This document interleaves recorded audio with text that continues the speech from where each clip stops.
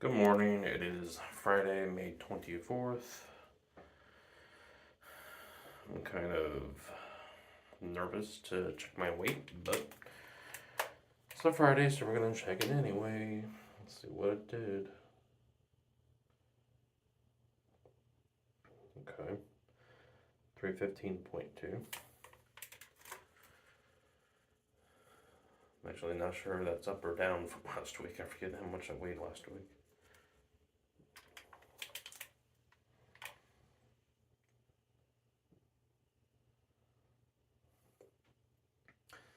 $315.2. Yeah, I'm gonna have to go back to my other video because I can't remember how much I weighed in last week, but I'm okay with that number. So that's good. Good morning. This is breakfast today. I'm finishing up the rest of the keto sausage bowls. Topped it with avocado mayonnaise and a little hot sauce. So this is a little salad I made for lunch. I'm planning to go out with a cousin to a restaurant tonight, so just eating light, trying to eat light. It's a spring mix, cheese, onion, a cup of guacamole from Aldi's, and a little bit of ranch chosen foods dressing. This is dinner tonight. It's duck breast on a bed of something white and creamy. Is it polenta? I don't know what it is, but it looks good. In 3, 2, 1.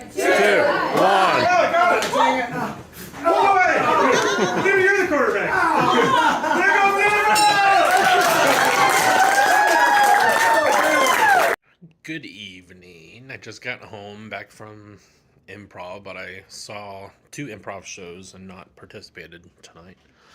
It was a lot of fun. First show was Whose Line Is It Anyway? And then the second show was Mystery Science Theater, which I kind of knew what they did. I knew that there were like critics or hecklers, I guess you could probably, it's a better term for them. But the people were doing their improv.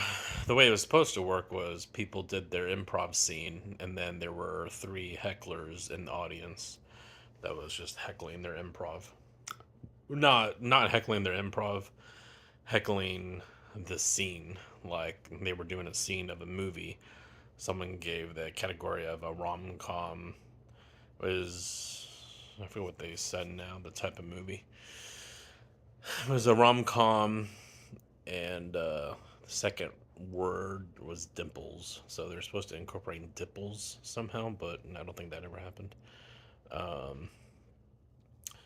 So they like created a movie based on that category, and then the hecklers were just talking about the actual characters, not heckling the actual people, but the scene. So I like that one a lot. That was the first time I saw that show. That was pretty cool. So you saw what I had for dinner. I didn't take video of the dessert. I got a banana pie a slice of banana pie. It was okay. It wasn't bad. I probably wouldn't order it again, but it was okay. I shared it with my cousins there, so they had a couple bites of it. But I had that, and I had a drink, a cider. Had 10 grams of carbs in it at the improv show. Then I started craving food. I was craving food on the way home. Wanted to stop by Checkers, my favorite fast food joint, but I did not. Instead, I came home. I was just snacking on some cheese. I'm tempted by another Factor 75 meal. The deconstructed portobello and sausage meal is pretty good. However, I'm also kind of debating if I'm eating the right foods. I know I'm sure a lot of you will have opinions. But I'm thinking about that because this book I'm reading, Outlive, it talks about how red meat is saturated fat and dairy products, anything dairy. cheese, sour cream, heavy cream, I assume. Um, Eggs have saturated fat. And just according to this author, saturated fat, I forget what it actually does. It's not necessarily that it affects your cholesterol. The author is really not too concerned about cholesterol. He was concerned with something, I forget the name, it was like APOC-B or something like that. That's like the actual indicator if you're going to have cardiovascular disease. And like saturated fat raises that number. So it's a little concerning. But now I'm like to the point of what do you eat? I'm not going vegetarian. Like I'm not doing it. Pescatarian. I'm not that crazy over fish. I like fried fish, but I don't know. Then I don't know if fried fish is always so good for you. If you make it, I can make keto style fried fish with almond flour, and I've got a recipe for a breading called 3-2-1. It's like 3-2-1 are the ratios of the ingredients. It's 3 ingredients. I think it's like 3 parts almond flour. There's chia. Is it chia seed? Yeah, I'm pretty sure it's chia seed. I forget the other thing. I don't know. If you Google 3-2-1 keto batter or breading, you'll find the recipe. But then you fry it in avocado oil, and that's pretty good. I did something similar a couple of weeks ago with chicken breast. I forget what breading I used. I don't think it was 3-2-1 breading. But the chicken was pretty good. Excuse me. So yeah, it's just with keto for me, dairy is a very large part of what I eat. Dairy and eggs and meat. I mean, it's not solely that, but a pretty large majority. In the book, they were saying that even coconut fat has, whatever I just said, saturated fat. So, and I thought coconut fat was pretty healthy for you. Obviously, I just need to do some more research on it. I think regardless of what you eat, it's like we're not going to live forever, so might as well get that idea out of your head.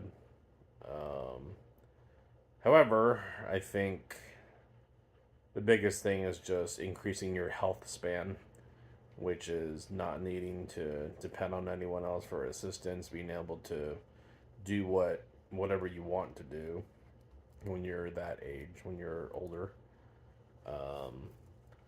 So I guess that's really the biggest concern is just increasing health span. I mean, you should want to live longer also, but I don't know. You know, if we die from old age of, let's say, 85, and our health span lasts until we're 84 and a half, it's pretty good. As opposed to your health span lasting until you're 70, and then you spend the last 15 years crippled and can't do anything for yourself. So I think eating wise, I mean, I haven't finished the book, and I haven't really thought about it too well yet, but I think probably regardless of what diet you're on, I think anything should be done in moderation. I know the book talked a little bit about the quantity of food you're eating. So it seems like they're probably thinking fasting is a good idea. I know in the past I've heard that fasting is very good for your body. So, and of course, exercise. I need to up my exercise. I need to probably, yeah, actually, The chapter I read today, I skipped a few chapters and I went to, I think it was chapter 11 or 12. It was about exercise, and in that chapter, he basically said that you want to have the goal in your mind of living to be 100 years old. And when you're 100 years old, how do you want your life to look at that point? Do you want to be able to lift a 20-pound suitcase into the overhead bin on your flight? You want to be able to bend down and pick up 20, 30-pound child? Um, so it's like thinking about the things you want to be able to do when you're 100 years old and prepare now to reach that age. I guess there's been studies done that state after a certain point, I think it was 7 or no, maybe it was 60 years old, like after you're 60, you start to lose muscle mass. And basically, like when you reach 100, you lose about, maybe, I'm pretty sure it was like up to 30% of your muscle mass. So if that value is 30%, the age you are right now, you want to like increase your abilities by 30%. Like if you want to lift a 20-pound kid when you're 100, just to make the math easier, let's say you lost 50% of your muscle mass.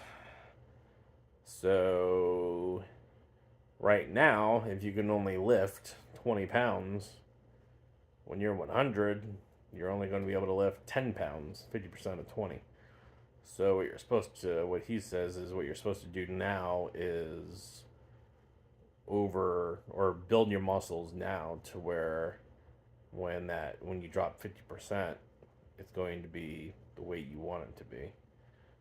So like right now, you should be training to be able to lift, let's say 30 pounds. If your goal was 20, half of 20 is 10, 10 plus 20 is 30. So you want to train for,